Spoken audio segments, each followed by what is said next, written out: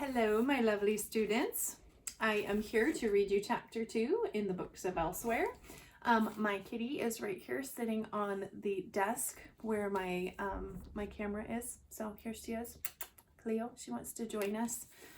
So I'm going to read you chapter 2 today. We'll see how long Cleo hangs out here, but she's cleaning herself right now. All right, chapter 2. Here we go. The Dunwoodies moved in 2 weeks later. Everything had been taken out of their 2-bedroom apartment and scattered through the stone mansion on Linden Street. In the big old house, their belongings looked small and out of place, like tiny little visitors from outer space trying to blend in at a Victorian ball. The Dunwoodies' expensive computer sat on an old wooden desk in the library, where antique books seemed to look at it a bit distrustfully. There weren't enough outlets in the kitchen for all of their appliances, but in every drawer and corner they found utensils that no one could figure out. They could have been cooking utensils or dental equipment, for all any of the Dunwoodies knew. Sepia portraits hung from the walls and glass medicine bottles stood in every bathroom cabinet. In one spare bedroom, Olive discovered an old chest of drawers that was full of handkerchiefs and lacy bloomers. Bloomers are like old-fashioned underwear that girls used to wear under big dresses. A pair of spectacles, which are glasses, and pearl-buttoned gloves.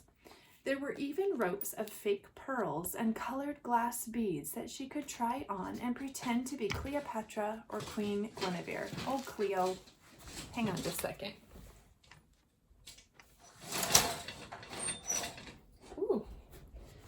She wants to get into the window. I had to pull up the blinds. Okay, now Cleo's behind us right there. She's looking out the window. All right, let me see where I was here.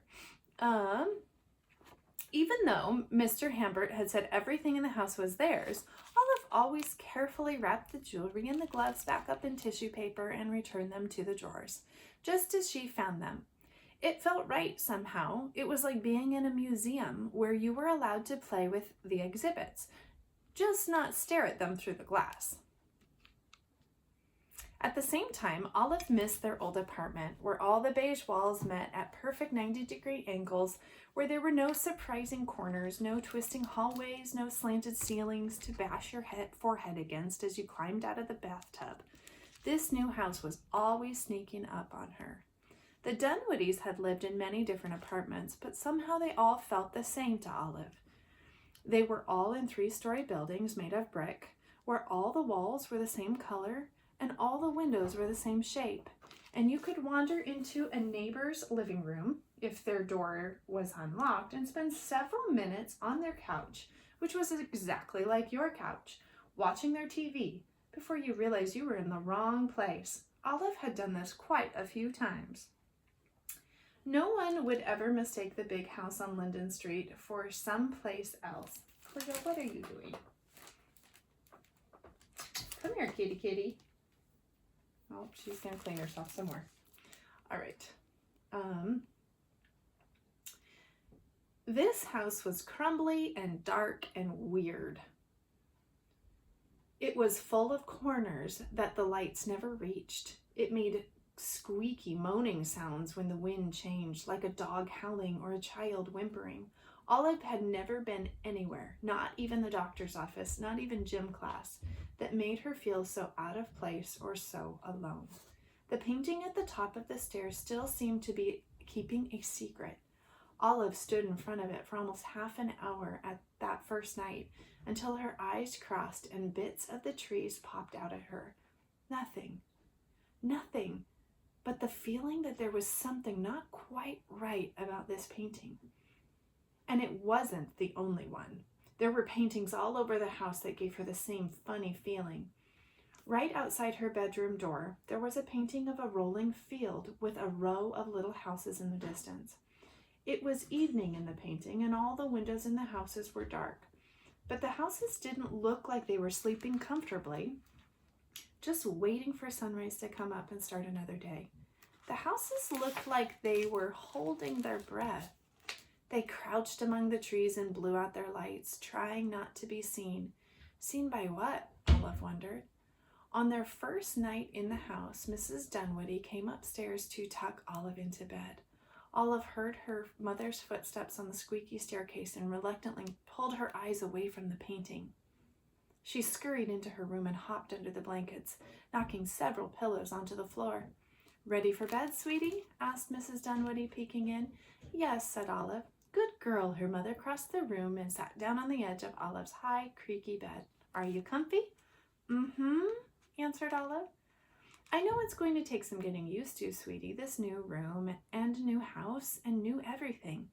But I bet that it's just a few days before you start feeling at home here. Don't you like having such a big house and a big yard to play in?" "Yeah, kind of," said Olive. "I don't know. Just give it a little more time. You'll see." Her mother stood up. The mattress bounced just a little. "See you in the morning," she whispered from the doorway. Mom," said Olive, just as Mrs. Dunwoody was pulling the door closed. There's something bugging me." "What is it?" asked her mother. "That painting, right outside my door. It bothers me. It's creepy." Olive slid back out of bed and padded into the hallway where her mother stood, frowning up at the painting. "This one of the little town?" said Mrs. Dunwoody doubtfully. "What do you think is creepy about it?" "It looks," Olive whispered, feeling silly. "I think it looks scared. It's like the houses are trying to pretend they're asleep and stay quiet, like something bad is coming." Said her mother, trying to hide the skeptical look on her face. "Well, why don't we just take it down?" Mrs. Dunwoody grabbed the sides of the thick wooden frame and pulled, but the painting didn't budge. "That's funny," she said. She tried pushing the frame upward in case the painting was hung on a hook. It still didn't move. "This is very strange," Mrs. Dunwoody said. Bracing her feet on the hallway carpet, Mrs. Dunwoody got a good grip on the bottom corners of the frame and yanked as hard as she could. Olive thought the frame would either crack in half or her mother would lose hold and go flying backward across the hall. But neither thing happened. "Oof," puffed Mrs. Dunwoody. "It's really stuck. It must be glued to the wall or something. Or, over time, the wallpaper has bonded to the back of the canvas. Maybe if we got wet." Mrs. Dunwoody trailed off, silently calculating various hypotheses. "Let's worry about it tomorrow. For now," she said, guiding Olive back into the bedroom, "let's get you tucked in again." Her mother tugged the covers up over Olive's chin and smoothed the wrinkles around her feet. "Where's Herschel?" she asked. "Right here," said Olive, holding up a worn brown teddy bear. "Good, he'll protect you," said Mrs. Dunwoody, heading back toward the door. "But I'll leave the hall light on just in case." The door clicked shut behind her mother. Olive lay very still, wide awake, listening to her mother's footsteps fade away down the hall. Then she swung her legs carefully out of bed, making the bedspread ruffle as little as possible. Cleo's sitting on the floor now. Olive peeped out of the door, looked down the hallway in both directions. Her parents were closed inside their bedroom. A hall lamp set a soft glow over the thick carpet and made polished wood along the walls glint like brass. She tiptoed out and stood in front of the painting. The row of houses cowered on their Twilt Street. Olive grabbed the frame. She pulled and pulled and pulled, but the painting wouldn't move. It felt almost like the painting was part of the wall itself. Olive walked quietly along the hall toward the stairs, looking carefully at the other paintings. They seemed even stranger in the dim light than they had earlier in the day. One showed a big bowl of fruit, but they were fruits Olive had never seen in any grocery store. They were funnily shaped and strangely colored, and a few of them were sliced open to show bright pink or green centers with glistening seeds. Another painting depicted a rocky, treeless hill and a crumbling stone church, far away in the background. She hadn't noticed it before, but when she squinted and leaned very close, Olive thought she could make out the bumps and crosses of distant gravestones. Just to check, she yanked on the frame of each painting. None of them budged. Olive thought she could make... oops, I skipped a line, sorry. None of them budged. She was just reaching the head of the stairs when something to the left caught her eye. In the big painting of the moonlight and the forest, something had changed. At first, Olive thought that the light looked different, as if the painted moon itself had moved.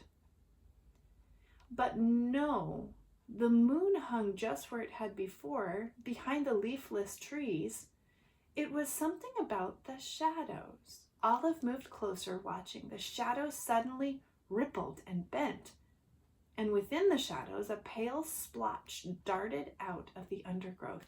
Olive froze, staring at the white path. She blinked, rubbed her eyelids with her fingertips, and looked again. Yes, there it was. Something was moving inside the painting. A tiny white shape flitting between the silhouettes of the wiry trees. Olive held perfectly still. She didn't even breathe. The tiny white shape made one more quick plunge toward the path, then dove back into the thorny black forest. And then the painting, too, was perfectly still. Here's a picture. So she's in the hallway and she's looking at the picture.